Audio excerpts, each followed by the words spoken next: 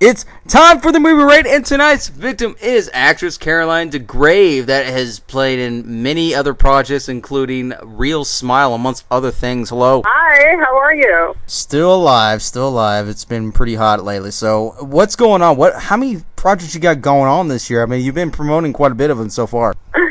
Oh my God, I have a lot of things that I'm involved with. Horror movies that I'm involved with. One being The Butcher. I play a French tourist, and I am a victim of a terrible murder. And in another one, Normal Terror, I am an autopsy victim in which the killer performs an autopsy on me while I am still alive. So those are the very interesting roles, and I haven't been in horror before, so that's actually going to be really exciting. I hear that the special effects are pretty much edible. Like they're strawberry jam and like whipped cream and like and marshmallows and stuff. So I'm like, are we doing a horror or are we making dessert? I'm already hungry already.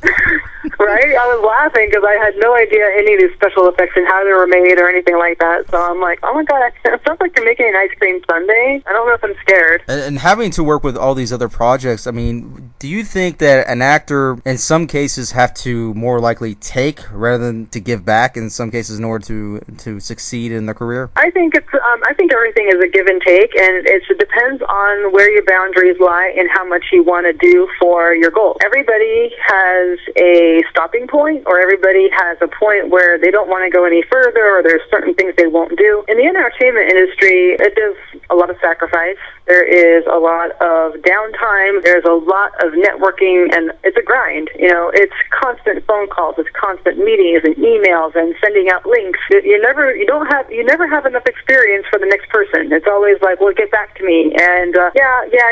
I like your stuff, but you know what? This is not for us right now. We're looking for someone bigger. We're looking for someone with a different look. We want somebody with this. We want somebody with that. Rejection is a huge part of it. If you don't like rejection, I don't think you should do entertainment industry, because a lot of it is rejection, and you just have to keep going and keep going and keep going and pretty much say yes to everything that comes your way if you want to be successful. Like literally almost everything. I don't care if it's copy credit and they don't want to pay you, and you got to drive 3 hours to get there. If you don't have anything else going on, do it. Yeah, that's all I can say. You got to take those opportunities, man. You can't just simply say no to almost anything, because if you keep saying no and everything, guess what? You just lost out on a potential great opportunity that you're going to hate yourself later down the road, and like you're doing all these minuscule roles and like, oh great. So it's almost like you got to restart all over again. It's like here you are, you're on a good trailblazing, and then you say no to that one role that you might not know that it could have made, your career even better, and then you start all the way back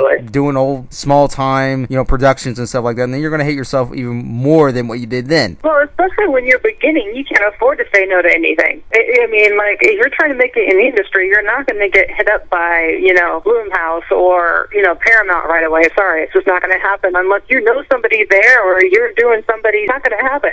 It's just not. I mean, you have to know what you're worth and what can be worth to you in terms of going through these other projects and as well as development, as well as trying to test out which is really best for you, including between genres or between the types of projects that you're actually doing between roles as well. Yeah, well, for me, as far as roles, I like to take a little bit of everything, and that's where I have found that I find out more about myself with every role that I take on. I know which ones I'm stronger at. I know which ones I tend to do not as convincingly, because acting is not pretending. Acting is not pretending. Acting is simply taking a character and putting her situation into my shoes and acting it out as if that was me really going through it, because I can't fake an emotion from the standpoint of another person. I can only do it from myself, because the authenticity of an actor really lies in who they are as a person. So I just take what that person on the script is going through or doing or whatever, and I just do it as I would do it in real life.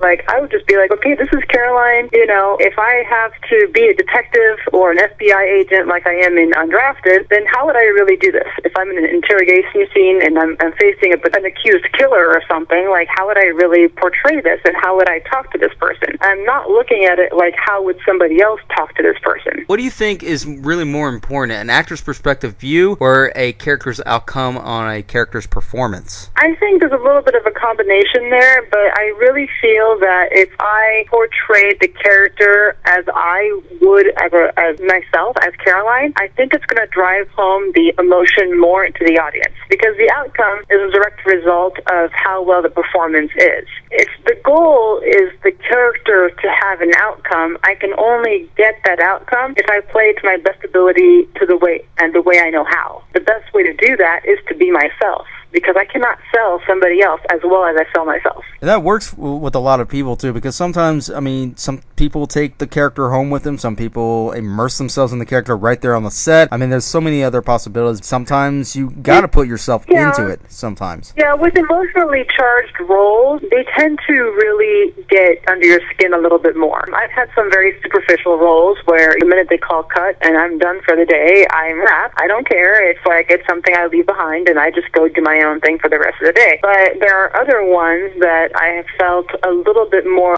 emotional residue when I've left. It just depended on how close it was to me or what was asked of me emotionally. I mean, sometimes to dig up certain emotions, you really have to go into it much deeper, and sometimes to get out of it takes a little bit of time. You know, I haven't had huge roles that have been super psychologically disturbing. Like, you know, I've read of some actors that have been in big movies that, you know, they had some PTSD after having to play something, and, you know, months of being on set of being that character. I could understand that would take a toll on somebody, and, you know, a lot of times they take a vacation after that. Yeah, it's very rough, man. I mean, that's something that I've always said this before. I mean, it's a very dangerous thing to do, because when you're tapping into something that deep, that emotional type of aspect of things, I mean, once you're done with that character, how are you going to live on with your daily activities outside of the acting? I mean, how you know, when you go to the supermarket or something, and something, you know, falls, and then or somebody says something to another person in a conversation, and you react to that so swiftly in that character that you forgot who you were for that moment. Yeah, and that's something I've thought about, taking on a role of, I don't know, like, remember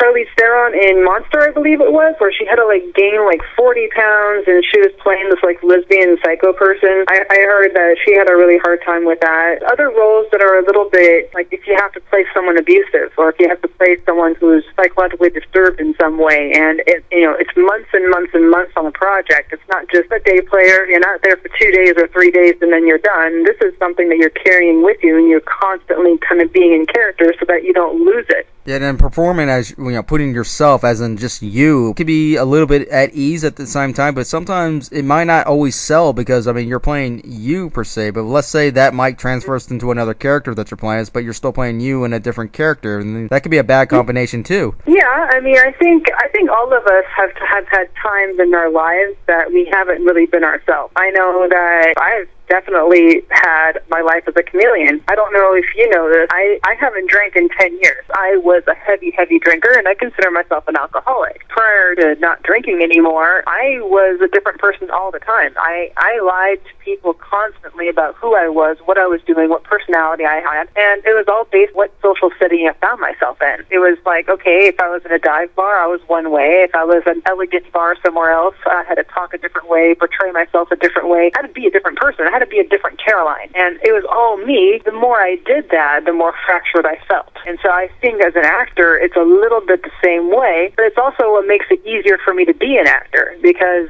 I had that history of kind of splitting myself off, of being different people at different times. It's easier for me to sell, in a sense, because I had a lifetime's experience of it.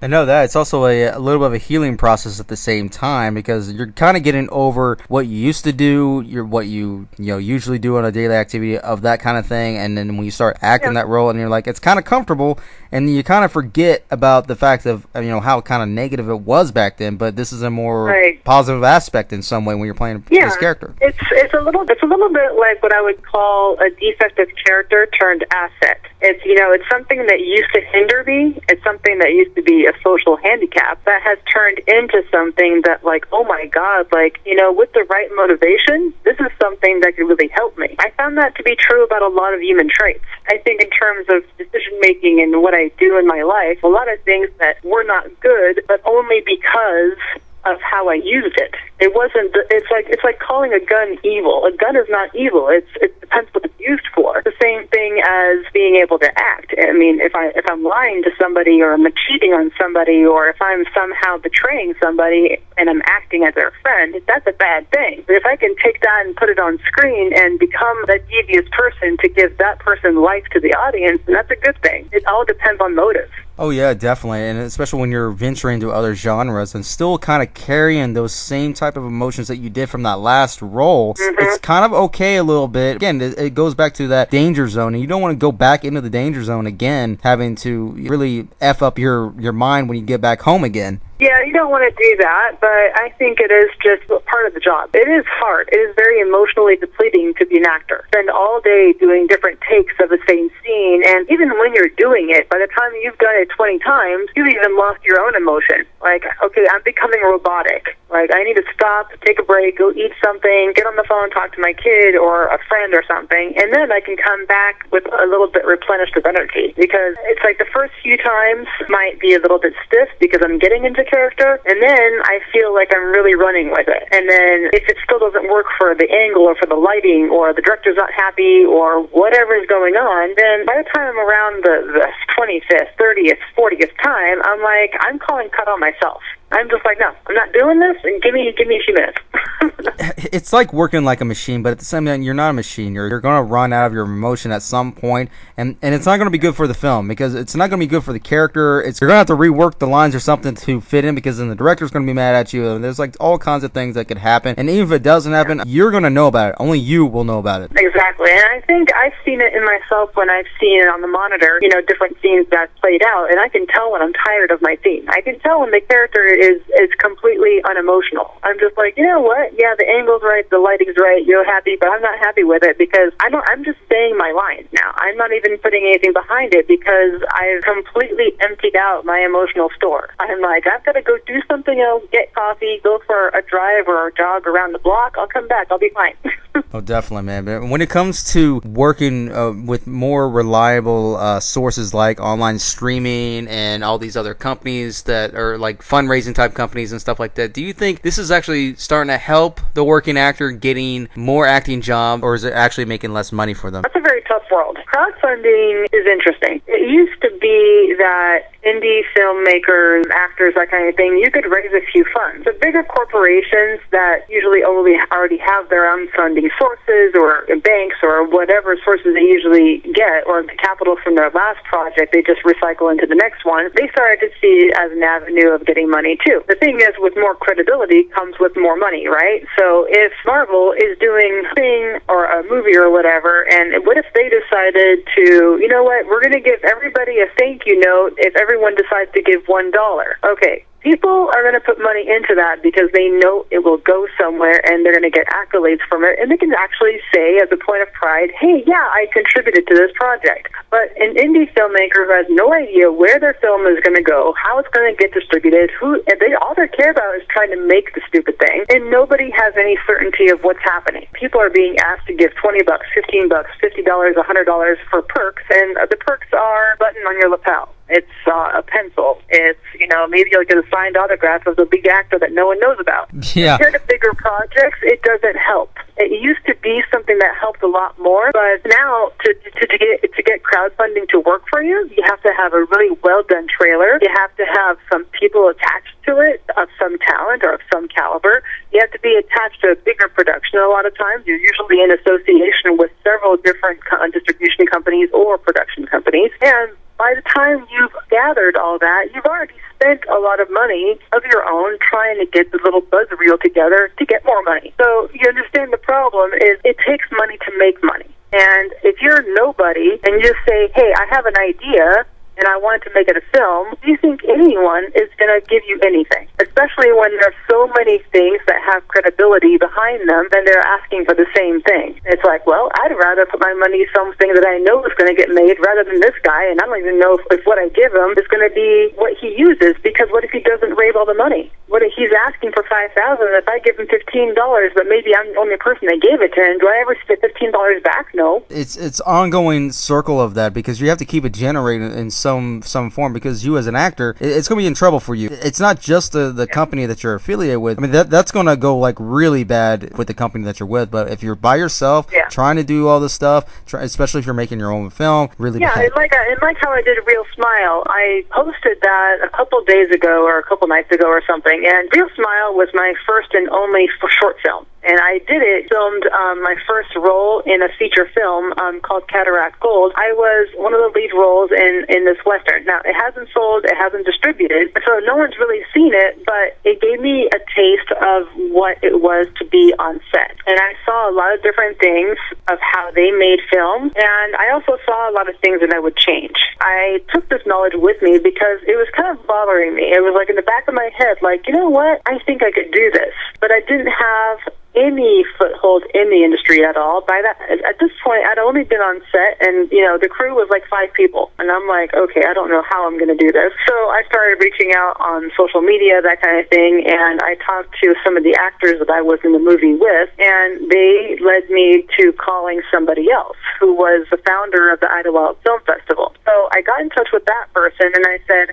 how do I get more roles if I have no idea where to go or who to ask, and I've only done one thing and no one has seen it? I mean, I don't know what to do. He was like, well, that's pretty easy. You make your own short film and put yourself in it. And I said, oh, I can do that? Because that was something I didn't even know. So I ended up raising the money, and then I made him the editor of it, so that way it could have a production company associated with it, and we'd give it credibility, and he would put it in his film festival when it's done. So that's what I ended up doing. So I filmed like 60 hours of footage for a 15-minute film.